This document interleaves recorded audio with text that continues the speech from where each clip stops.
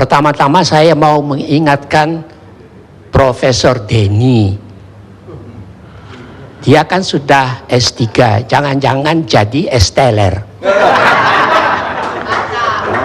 Pada waktu saya mulai mengajar tahun 59, Ruhut Pohan mungkin belum lahir, termasuk Denny ini. Ini kan anak-anak ingusan kemarin. Saya mau mengatakan kepada Profesor Denny, jangan bikin afleidingsmanoeuvre. Afleidingsmanoeuvre itu ialah mengalihkan perhatian. Dari zaman Pak Harto, masuk keluar penjara itu sudah biasa. Mana itu menteri yang dulu saya pernah kritik itu? Sudah tidak ada lagi itu orang. Jadi saya mau mengatakan kepada semua, jangan suka pakai nama Tuhan, pakai nama Allah, pakai nama segala macam itu. Ya. Terus ada pepatah, maaf aja saya terpaksa pakai pepatah bahasa asing. Al gaat de leugen nog zo snel, de waarheid achterhaalt hem wel. Meskipun kebohongan itu lari secepat kilat, satu waktu kebenaran itu akan mengalahkannya. Bisa tahun ini, bisa tahun 2014 atau sesudah itu, nanti kita lihat. Orang-orang seperti Benny Karman ini yang ngomongnya itu saya lihat di televisi itu, dia dengan Ruhut itu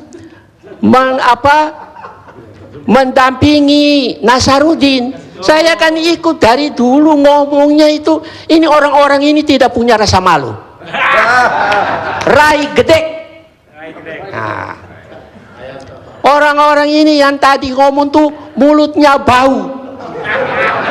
Coba sekali-sekali Anda cium mulutmu itu, kalau tidak bau baru Anda bicara jujur. Kalau bau itu berarti tidak jujur, terlalu banyak makan uang haram.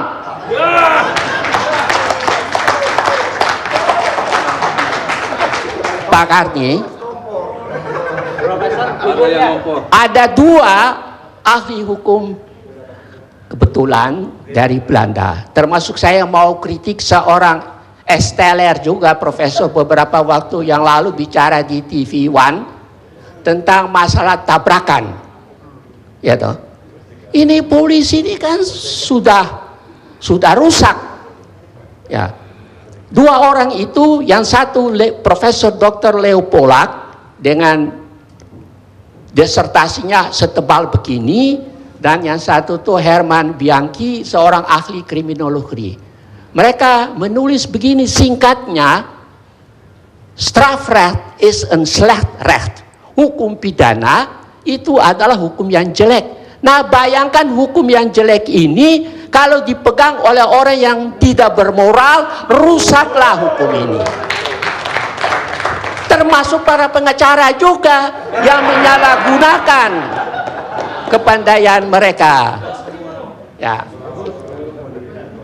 Jadi bukan bulat, Pak. Dari tadi tuh saya tidak tahan bau busuk. Profesor, coba sebutkan satu kebohongan yang telah kami katakan. Sebutkan satu kebohongan yang telah kami katakan. Saya bertanya kepada Anda sebagai profesor. Jangan debat saya sudah katakan pada Pak Karni, saya tidak mau debat dengan para politisi atau para politikus. Ya, berarti Anda menyebarkan kebohongan. Bukan malam ini, sejak semula. Saya kan kenal dia kan debat dengan itu, dalam itu waktu di masa-masa yang lalu itu, yang menulis buku itu tentang gurita Cikeas itu. George. Iya.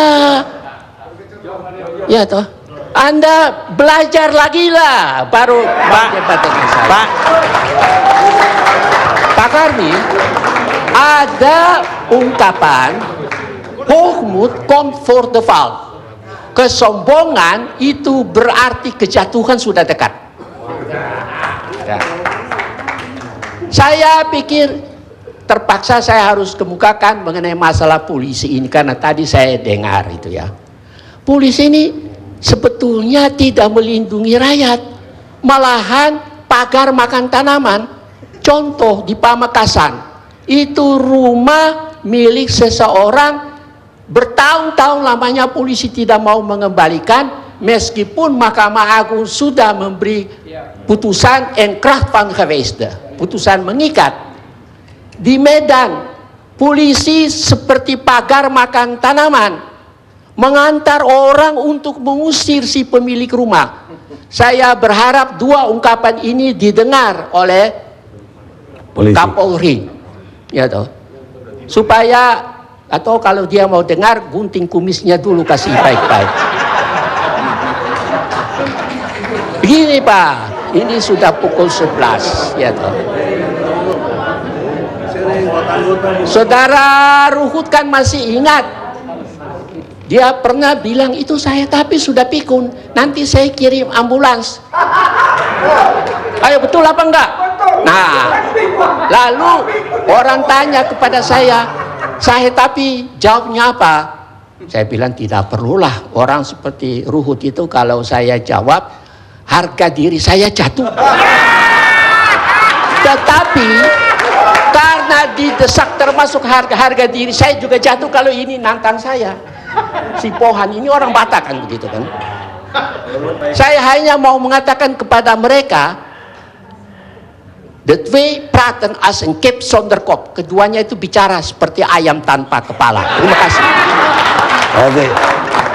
Pemirsa, saya belum pernah menghadapi diskusi seberat ini. Saya bingung yang mana yang benar jadi. Tapi yang jelas, fakta yang politisi hadapi adalah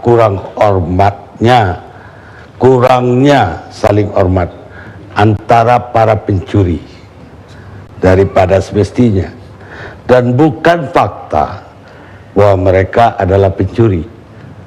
Henry David Thoreau, penulis penyair Amerika, meninggal 6 Mei 1862. Kita ketemu di Indonesia Lawyers Club yang akan datang.